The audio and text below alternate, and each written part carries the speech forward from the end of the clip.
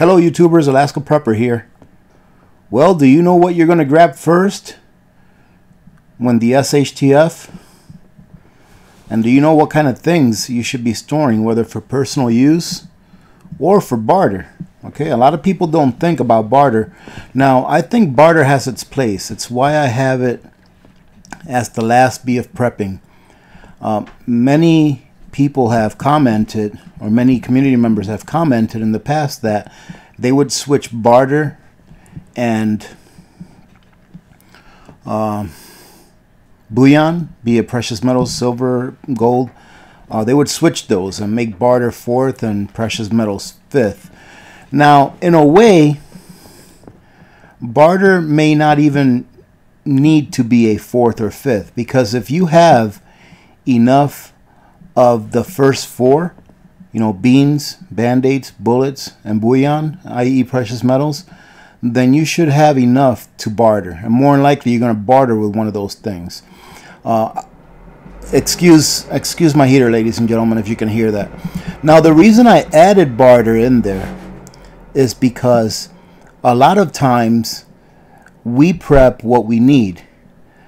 However, if we have a fifth B of prepping for barter, I guess the best way I can explain that is that instead of just prepping all of the things that we need, so once you've got all of the things that you need prepped and you've got a system to continue prepping, rotating, or adding to your long-term food storage, then it's okay to get some things that you don't necessarily use for yourself so that you can use as barter. All right, like for example, I have thousands of aspirins, of pills. All right, more than likely I or my family won't need to use all of those pills. Okay, so that's one of those things that I prep for my family, but I got excess amounts of it so that I can use it for barter should I have to. Same thing with salt. It's okay to have hundreds of pounds of salt. There's really nothing wrong with that, especially now when you can get a 25-pound bag of iodized salt for about $7-8, and probably a lot cheaper in other places.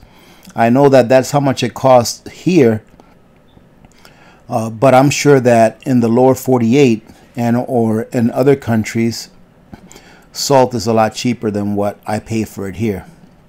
Okay, I think anything more than 20 cents a pound for salt is too much, but we don't really have a choice up here. We're going to get what we get, or what we decide to spend money on. That's what we're going to get.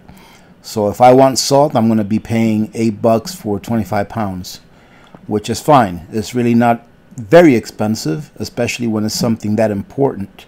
Okay, but think of some things that you may not be prepping with, and think of how important those items may be for barter. Like for example, I don't smoke or chew tobacco, but it's probably a good idea to have some of that if you can learn how to store it for long term.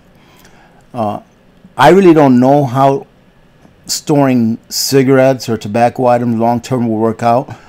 I do watch a channel, a YouTube channel. It's called Steve 189. I mean Steve 1989, and he does MRE reviews. And he's opened a few MREs that were not really MREs, but C rations that were back from World War II that still had cigarettes in them. And the cigarettes, according to him and his review, were still good for smoking. And he actually smoked them and said they were still good. So I would assume that depending on how you store a tobacco, depends on how long it will last. Now, having said that as well, I know that cigarettes back then were a lot cleaner than they are now. Okay, they didn't have as many chemicals and bad things in them like now. Like now, I think the chemical counts on cigarettes that you buy at the store is probably in the hundreds.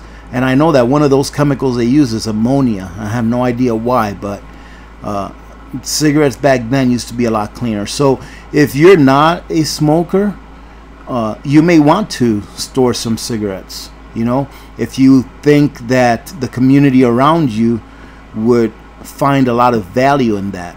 Or alcohol or alcoholic beverages, i.e., you know, hard liquor.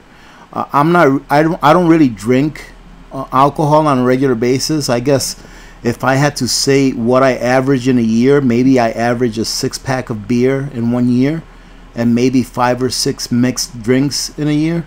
All right, so I'm not really an alcohol drinker, but I do store some alcohol because I know that there are some medicinal purposes to it. However, imagine what kind of a barter item, how much value someone would find in alcohol if all of a sudden it wasn't available. Okay, so I wanted to go over this article, but first I wanted to go ahead and read a quick I don't think this is an article. I think this is a reply to a question, and the question is what did they run out of first in Venezuela? Okay, now I'm not making this video about Venezuela, but as we all know, Venezuela is probably one of the more recent examples that we have of, I'll put it in air quotes, SHTF. Okay, because as you all know, a lot of people in Venezuela have gone without for many years because of the economic and political situation in that country. Okay, now I know some of you may want to talk about how did they end up there. Many reasons. Okay, it's not just socialism. Do I agree with socialism? No, I do not. However, it's not just that allowed them to end up where they are now. Okay, but that's a different video for a different time. Okay, right now we want to cover some of the things that you may want to consider having in your larder or in your preps, because through history and through the examples that we've been shown, these are some of the things that run out quickly after a crisis starts. Okay, so I'm just going to read this really quick, and it says here, not sure how many people have been following the news, but this country is giving us a view of just what happens in a financial crisis, be it a natural adjustment or a man-made catastrophe. Right, there are articles all over the media about the situation, and part of their sensationalism deals with what the average person cannot obtain and what they have to do to find the goods and services. Keep in mind that Venezuela is not a third world or developing nation. The core of their problem being a one-product economy hindered by a centrally managed socialist government. As soon as the government sees a problem, they jump straight in and make it worse. What is the first thing they ran out of months ago? Toilet paper. All right, ladies and gentlemen, so they ran out of toilet paper. I remember reading something on this a while back, and the reason they ran out is because the government imposed price restrictions on goods. So let's take the guy who owns a supermarket and who sells toilet papers. Now the government comes in and says, and I'm just going to use numbers that I make up just for this example. Let's say the government comes in and says, okay, you cannot sell your toilet paper for more than $1 a pack. All right, and because of inflation within that economy, the supermarket owner says, well, I can't buy toilet paper for less than $1.50 a pack because of inflation. All right, because the wage controls and the price controls are keeping the prices down to a point where the shop owner has to pay more to purchase the item than what he can sell it for by law. Okay, and then it says here, and then that creates shortages because the shop owner is going to sell, let's say they sell 1,000 rolls of toilet paper. Now if they sold 1,000 rolls or packs, however you want to see it, of toilet paper at $1 a piece, and they collected $1,000 for those 1,000 sales, now that $1,000 is only going to be able to buy them about 3/4 of what they previously had to sell. And with price controls being kept on these items, as you can see, mathematics only tells you that the shop owner is only going to be able to buy a lesser and lesser and lesser amount because he's paying more for it than what he is selling it for because of price controls. Okay. All right. So let's see. What was the first thing? Toilet paper. We had a couple of really funny threads about that situation. I honestly don't think there's anything really funny about it. Next came feminine hygiene items or feminine hygiene products. All right, so that's something a lot of people don't think about. And let's say you are a prepper, and let's say you're a couple, and you know you're old enough to where you don't need hygiene items for females. Like for example, you know, tampons or maxi pads, or you know, antibacterial suppositories, things like that. Okay, let's say you don't need those things. Okay. Because you're in that time of your life where you just don't need those things, okay? Imagine how valuable feminine hygiene items will be to people that actually need them, all right? So even though you don't personally need them, if you have a little extra money because you're doing really good on your preps, then these things are a really good thing to get a hold of and have. And a good thing about these things is that they have a really long shelf life. Okay, so you don't have to really care for them as much as you do your food preps, let's say. Okay, and it continues. It says, now it's milk, meat, and general foodstuffs, still available on the black market at those highly inflated prices we were discussing. Okay, so here I'm going to concentrate on letting you guys know that there usually is food available, food and things you need. You know, and in any crisis that you've studied throughout history, there is always a black market that springs up. Okay, and there's always going to be the things that you need are usually always going to be available, but at a much higher and inflated price. Okay, so now let's say here with this example in Venezuela, they're going through an economic crisis where they've experienced hyperinflation. Okay, but guess what hyperinflated nominally along with the price of goods? Gold and silver. So had you taken and put away some gold and silver when times were good and when gold and silver were relatively inexpensive, you would be able to go out into that black market and still purchase the things that you need.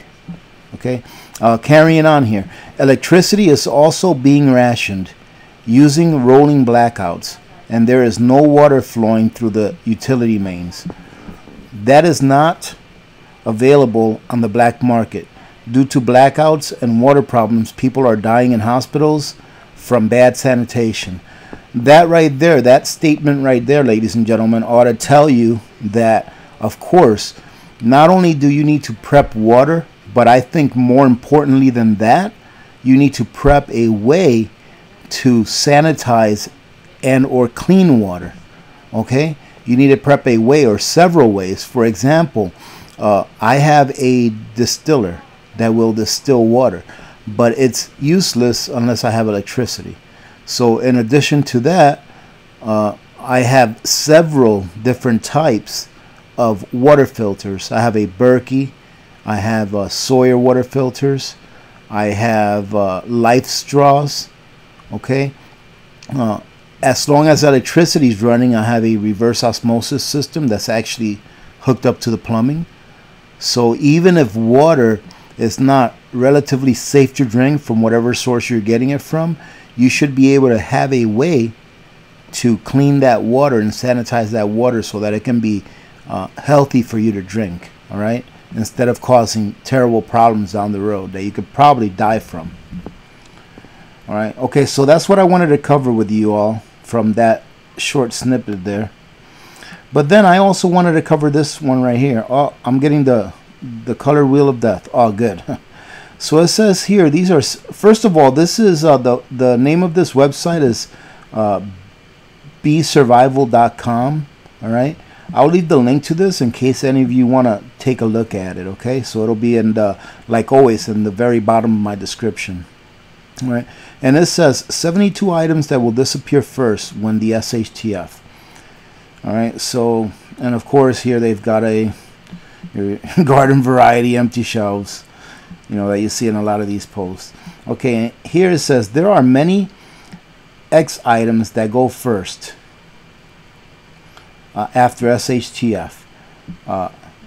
I'm sorry, there are many X items that go first after SHTF lists out there on the internet.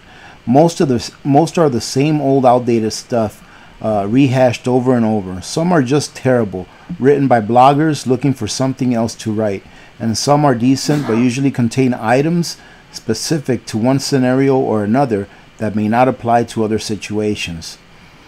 And then it says here, eventually everything will be gone if you wait long enough.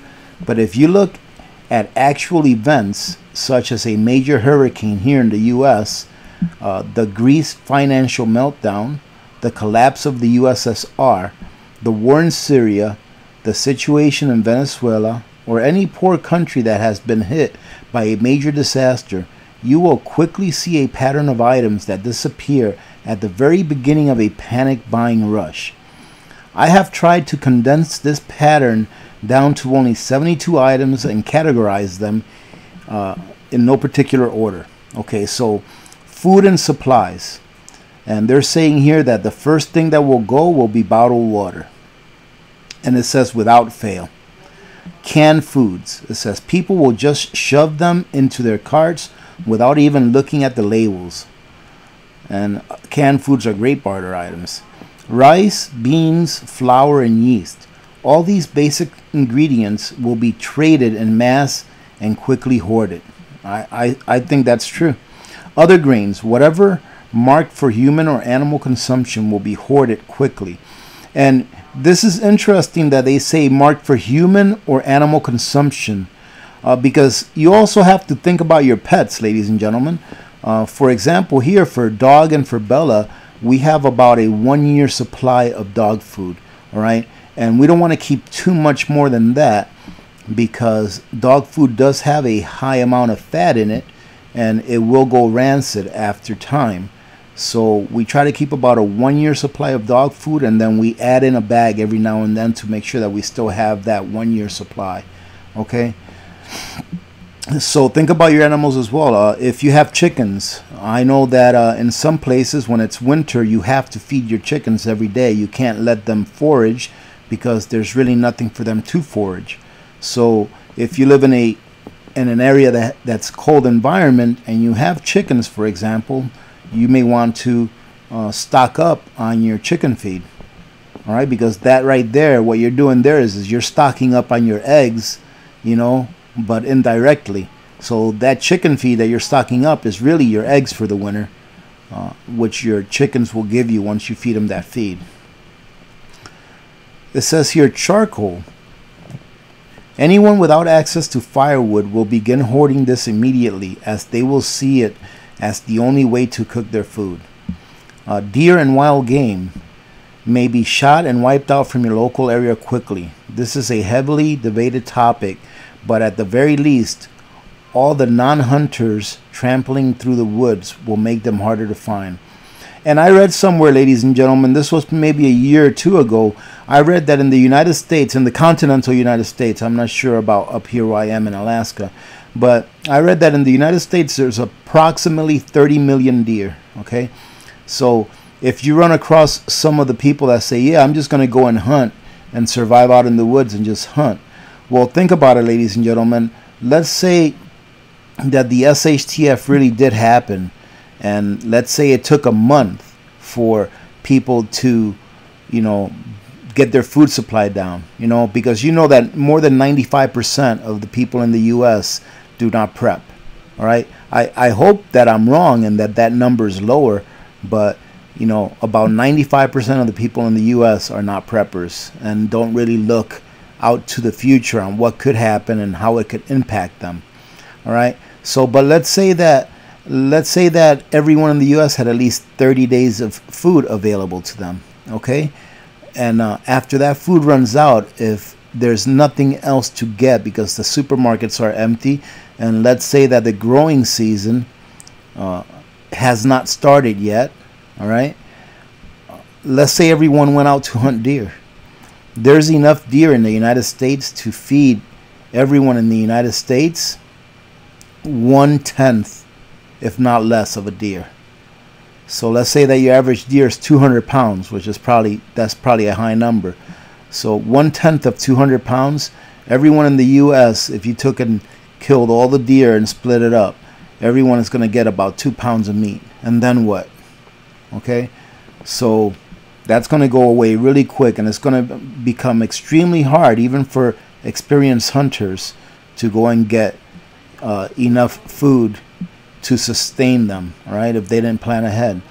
And then it says here, chicken, goats, cows, pigs, and all other forms of livestock will be worth their weight in gold, if not more.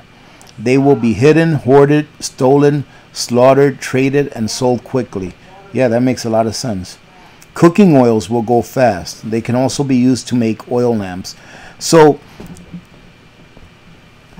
I don't know, maybe 2 or 3, 4 videos ago, I was talking about cooking oil. Okay, it was a while back. It was maybe a couple weeks ago. It was during a payday prep. The one where I showed off the olive oil that I got along with those cold weather MREs. Oh, and by the way, ladies and gentlemen, I'm scoring some more cold weather MREs. I'm picking them up tomorrow. Somebody that I know came across them. Well, I don't really know him. He's a Craigslist guy. He's the last guy that I got him from. I told him that whenever he had any more to let me know and I'll buy him from him. And I'm getting a great deal on them, and I'm getting a really good amount. I'm getting like 6 cases of those things. So that's awesome. Anyways, having said that, I remember during that video we had a lot of people comment saying that, you know, that oil goes rancid, but there are some different types of oils that last a little longer, like olive oil. Virgin olive oil is one of those oils that will last a little longer on the shelf without going rancid.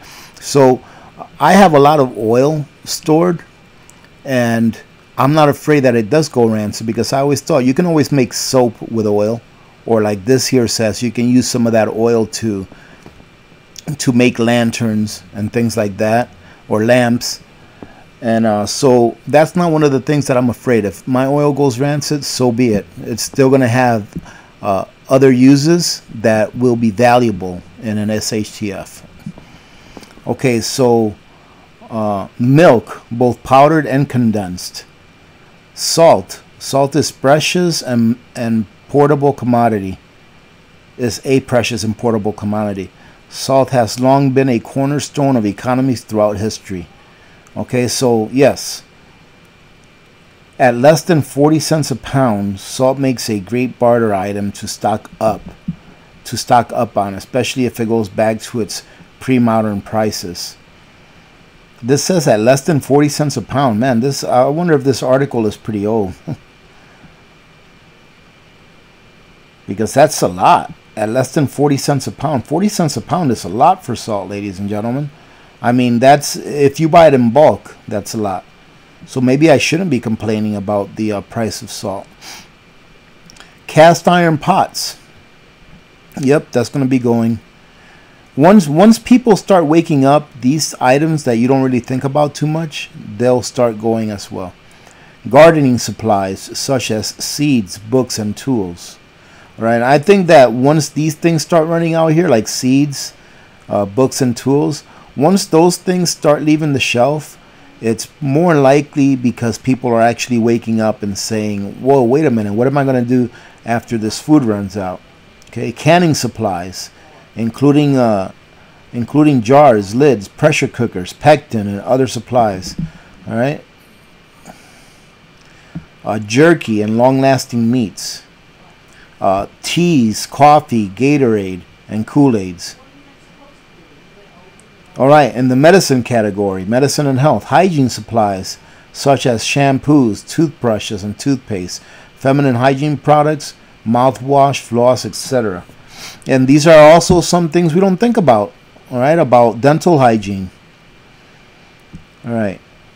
Oh, okay, so first aid kits, over-the-counter medications like Tylenol, Advil, cold and flu cough syrup, all right, things like that. Oh, and it says here, caffeine and sugar withdrawals are going to make everyone feel like crap at first. Expect heavy pain relievers.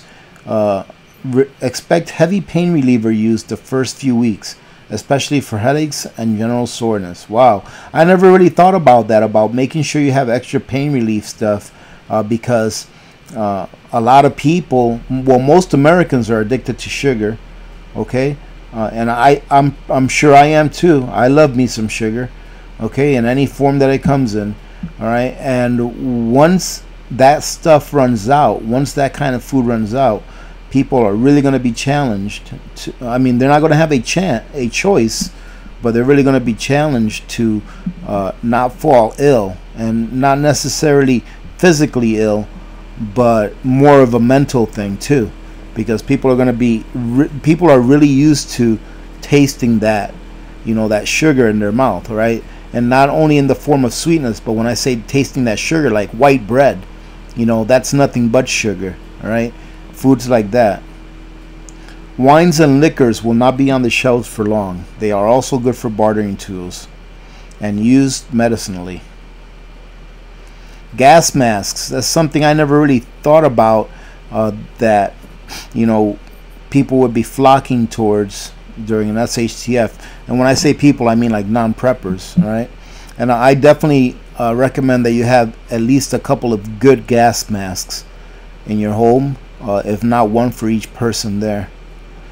Baby and toddler supplies, that's another thing. Like I said, let's say you're a prepper and you've got all your preps pretty topped off. Go buy some baby Pampers. All right, because those things are going to run out. You know, formula, cloth diapers, washcloths. All right, even cheap toys can mean a lot as a barter item. Yeah, that's a great idea. Yep, cheap toys. More advanced surgical and medical items. I'm dealing mostly with store-bought items in this, but in this list. But hospitals, urgent care, and veterinary clinics will be cleaned out quickly once they are shut down. Yep, that's true. And that brings up a good point that I made not too long ago. And I remember saying in one of my videos that I have an actual field surgery kit. I actually have a kit where a surgeon can perform surgery. He's got everything that he or she needs there to perform minor surgery. All right, I'm not talking about like a heart bypass or stuff like that. All right, I'm not a surgeon. I know how to do first aid, but I'm not a surgeon. I can't cut into someone and even know what I'm looking at. But I have that. And guess what? You never know. I might run into a surgeon. All right, I may run into a surgeon that needs a medical kit, or if someone that you know needs to be operated on, you actually have the tools that you need to do it. You can go and find someone, and you may be lucky enough to find a doctor that can actually use those tools. And that can go for anything else. You know, it can be like same thing with a ham radio. I own a ham radio. I am not licensed, but I do know that in an SHTF you can at least listen in. All right, you can listen to what people are saying. You just can't really join in the conversation. Now, depending on the severity of the SHTF, it may not matter either or, whether you join in or not. But yeah, that's another thing that I have that I don't really know how to use. It's a ham radio, but I know that there are people around here that do ham. You know, that they do have ham radio licenses. There's actually a ham radio certification club around here where they help you study for the test and teach you everything. That might be something that I'll be interested in once I let me see, once I stop punching a clock. Okay, here it's saying camping and outdoor gun cleaning kits. That's going to be a big one. All right, get more than what you actually think you need. All right, I probably have enough oil, or in the Army they call it CLP. I don't remember what the CLP stands for, but that's what they call it. That's what we know it by. But I probably have enough gun oil to last me. If I clean my gun every single day, it'll probably last me 5 years, because it doesn't take a lot of oil. And you can always get a little rag here or there, and a toothbrush or whatever to get in the creases of the gun. So I've got plenty of that stuff. you never know. You may really be able to barter that for something that, you know, you really need. You know, if you've got more than what you need. Let's see, flashlights, lanterns, glow sticks. I'm surprised that this one's not like towards the top as far as how quickly they run out. Bow saws, axes, hatches, yeah, anything that you can use for hunting or for cutting wood, processing wood, you know, for burning. Sharpening stones, for knives, honing oil. Yep, all of these things are things that we don't think about. That's what got me kind of interested about reading this article. I don't want to really read through every single thing, but I wanted to show you, because reading everything, it jogs your memory, and you're like, you know what, that makes a lot of sense. You know, it makes a lot of sense that we want to keep that here. Fishing supplies and tools. Camo and hunting clothes. Kevlar body armor. That would be great too. I would love to get some of that. Bug traps and sprays. Mice traps. Tarps, plastic rolls, stakes, duct tape. Any kind of tape would be good, but duct tape would be great. Duct tape, electrical tape are two really good utilitarian tapes. Twine, nails. Get a whole bunch of nails. Get a whole bunch of screws. You know, rope, hammers, and spikes, and anything that can be used to fasten something down or improvise a shelter. And here it says survival and medical related magazines. All right, yep, this is a very good thing to have here. All right, survival medical related magazines. Now remember, ladies and gentlemen, this video is about the things that run out. So he's saying that these things actually, from his research, these were the top 72 things that run out first. Okay, so he's not saying that, he's not giving his opinion on whether he recommends these things. He's saying that these are the things that run out first during a crisis. Okay, wagons, wheelbarrows, and carts, including shopping carts, gasoline containers, or anything that can hold gas or water. Lumber and other building supplies. A lot of people don't think about this. Lumber and other building supplies. Okay, you could probably use a lot of that stuff to barricade your windows, your door, you know, to make repairs later on when these items are not available. Okay, next one. Clothespins, line hangers are often overlooked but important prepping items. They make life without a washing machine and dryer much easier. And that's another good reason to have a whole bunch of twine or rope. So if you need to, you can actually, if you don't have one, you can actually set up a clothesline. Insulated ice chests are half-decent makeshift baskets and can keep items from freezing in the winter. Yep, that's true. Gloves. Yeah, I think you should have lots of gloves. Different kinds of gloves too. Work boots, belts, blue jeans, thick socks. I think socks and underwear in general, and even blue jeans, you know, working pants and work boots. Yeah, all of these things I think will be very valuable if you cannot get them at the store. Cold weather clothing and and it says here and weather clothing. I'm not sure what they mean there. Maybe they meant wet clothing or something. Look for wool or polyester. Avoid cotton in the winter. Household odds and ends. Candles. I think you ought to have lots of candles. And but unscented and long burning, yes. And unscented is what you want. You don't want scented candles. I mean, if that's all you have, then good luck with those. But I sure don't want to be inviting someone over to my home because they can smell the candle that I'm using to light up the area. Bleach. Yes, we've talked about getting bleach before. And as you all know, there is a time limit on or an expiration on the liquid bleach that you buy from the store. Now, I do know that they sell bleach tablets that you can like take a tablet or two and put in a gallon of water and it turns it into bleach. They also sell a small machine out there. It's actually on Amazon. I saw it on the Canadian Prepper channel that actually makes chlorine out of water, salt, and electricity. So you plug this machine in, you put in water and salt, and it turns that mixture into chlorine. So that's another thing to think about. I know that Pool Shock, has been used before. All right, and so it says here, not scented.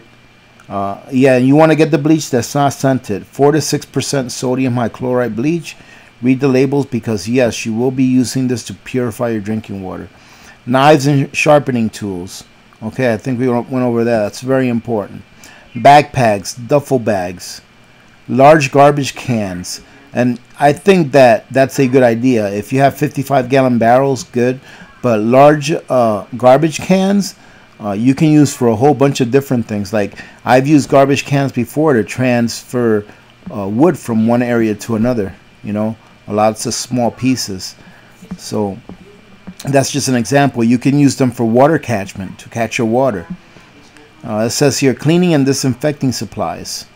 Paper pads, pencils, so pretty much office stuff. Calculators, solar calculator, pens, sharpeners, pencils.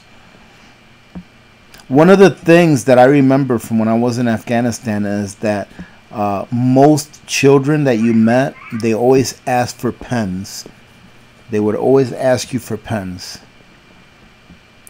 Sleeping bags, blankets, pillows, mats, and inflatable mattresses.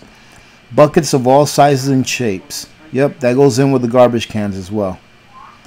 Plastic wrap and insulation. Yes, visqueen. If you're going to prep and have some visqueen available in case you have to black out your windows in your house, then I recommend that you, instead of getting the clear visqueen, that you get the black visqueen, because the black and the clear visqueen, they're just as strong as the other, as long as they're the same amount of mils thick. But the black, you can at least use that to black out your windows, and you can use it for the same things that you can use the white one as well. All right, you can use the visqueen if you have to do an outside shower. You can use that. You can use it for that. You can use it for waterproofing your roof if something happens and your roof is compromised. There's just many ways that you can use visqueen or plastic wrap. Okay, it says here insulation. I guess, yeah. Well, yeah. These are the things that run out. Okay. I keep thinking that he's making these recommendations. These are the things that run out. Glue, duct tape, nails, nuts, bolts, screws. I think these items here, get as much as you can of all of them, because you'll probably end up using them. Portable toilets or 5-gallon bucket toilet lids. Okay. Weapons, not just guns and ammo, but also pepper spray, knives, clubs, bats, tasers, slingshots, pellet rifles. Washboards, plungers, mops, buckets with a wringer. Aluminum foil, the regular and heavy duty kind, can be used for cooking and to harness some power from the sun for purifying water and cooking. Yes, aluminum foil, I think, will be so important. I bet you most people don't think about prepping aluminum foil.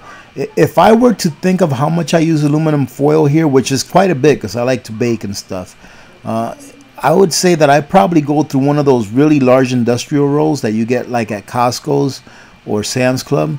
I probably go through one of those every 2 years. Okay, and I probably got a couple of those stored away, so I've got enough for us to continue to use at the same rate that we use it now for at least a couple, 4 years maybe. All right, but it wouldn't hurt to get more. Okay, it wouldn't hurt to get more of those.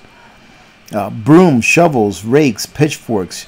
You're gonna need all of these things for gardening, ladies and gentlemen. You already know that you'll need most of these things, and not all of these things, for gardening if you garden now. All right, maybe not even the pickaxe if you have a rocky soil. Animal control products such as cage traps, dogs, collars, and runners. Other items worth having. Okay, I think now maybe he's putting in his opinion here. The author is entering their opinion here because they're saying worth having. Bibles. It says that 83% of Americans identify themselves as Christians. All right. And it says here a box of 100 small Bibles costs about $20. That would be a good thing to have, actually. You know, that would be a good thing to have.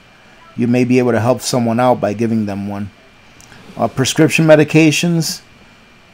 We already went through duct tape. Bicycles. Bicycles, I think, is going to be a big deal. I still have all of the little Miss Alaska Prepper's bicycles. So I got like 3 sizes of bicycles under our house because I would never get rid of her bicycles. And in a way too, I'm just hoping that one day I'll be able to rebuild those bicycles for her kids. So we'll see. Hand pumps and siphons for gas, water, and oil. Cigarettes, we went over that. Generators will fly off the shelves. Seasoned firewood. Lighters, matches, flint, and steel fire starters. Fire pistons. And it says here, a good rule is to get 3 times more than what you think you will need. And just in case you never heard of fire position, it is a handheld device. Well, I'm sorry, a fire piston. It is a handheld device that can start a fire with just air. So it makes a great addition to any plant. Yeah, in case you guys never seen a fire piston, I don't have one, but it's literally a piston that you insert. You know, you got a male part that you insert into the female part, and inside of the female part, towards the end, you're supposed to put like a little bit of lint or charcoal or something like that, and when you push the piston in, it creates so much pressure that whatever you put in there will start to burn, and you'll be able to use that to start a fire. Okay, batteries of all sizes, absolutely, to include for your solar generators and to include for your vehicles. Yep. This is a long list, isn't it, ladies and gentlemen? It's almost, you know, someone that's just getting ready to start prepping may look at this list and be like, wow, this is just too much. But the thing is that I would say that this list of things here, besides the basics, are things that are not needed to sustain life. All of these things will make your life a lot easier. Okay, like for example, I'll use this example because I heard a video on this morning. A lady was talking about female hygiene items, how she said that instead of storing the disposable ones, to store a lot of cloth ones that are reusable. Okay, so these are, yeah, you know, so like I said, these are not things right here that you will die if you don't have them. But like, for example, batteries for a flashlight, that would make your life much easier, won't it? But what if you don't have, you know, what if you don't have it? A lot more difficult to get around at night if you don't have a way to light it, you know, to light your path. Smokehouse and root cellar. Solar power, yes, that'd be good if you had solar power. But like I said, these are things that you're going to want to get after you've covered your basics. Okay, and then of course here, a smokehouse, I said that. Gold and silver, motorcycles, scooters. Okay, let me just go to the final thoughts here, because I think this video is probably going on long enough. You've probably heard me blab enough for this one. So the final thoughts: these items will become so much more valuable after a SHTF situation happens. So now is the time to stock up on these things before something was to happen. Think about when a hurricane is heading toward the United States. How quick does water, bread, and other supplies sell out? When the SHTF, people will start panicking and looting. All these items will be gone super quick. So this is very important to go ahead and get some of these items. Plus, they are good for bartering, so it's a win-win. And I just wanted to show you something, ladies and gentlemen. This is for those of you that are not prepping and are considering to prep. Okay, this is for you guys. Check this out.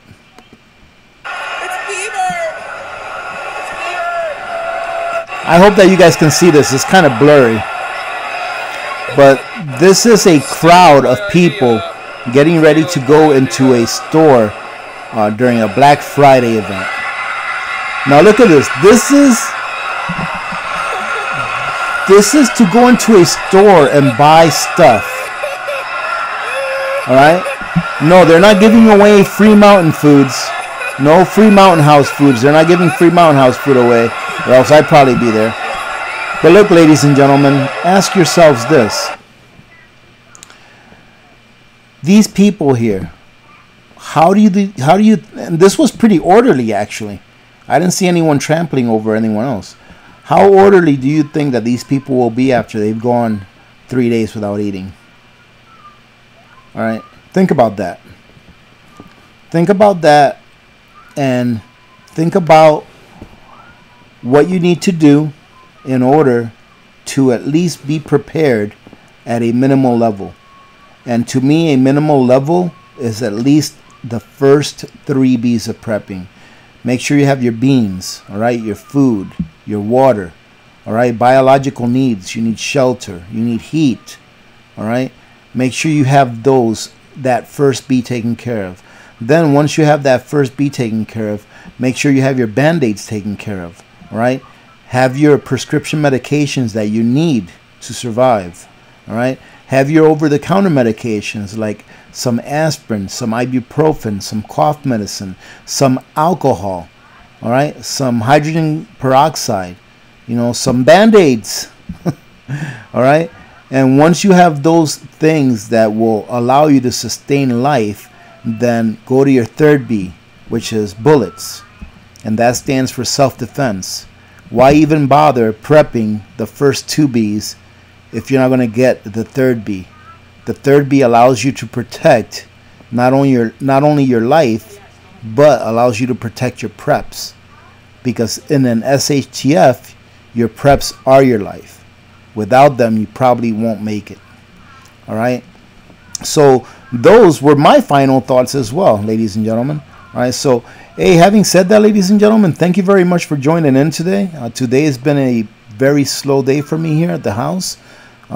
It was an unexpected day off from work due to the executive order that President Trump passed, making this a national day of mourning for the passing of ex-President George H.W. Bush. Yes, H.W. Bush. All right, so like I said again, ladies and gentlemen, thank you very much for joining me. If you are not prepping and you're listening to this, this is your warning. Start prepping, because you're going to need to start. All right. Have a great day today, ladies and gentlemen. Remember to be good to each other. When good people do good things happen. Remember to reach one, teach one, and repeat. If we all did this, the world would be a better place. And you know that it will be a better place. Many blessings to all of you and your families. This is Alaska Prepper, and I'm out.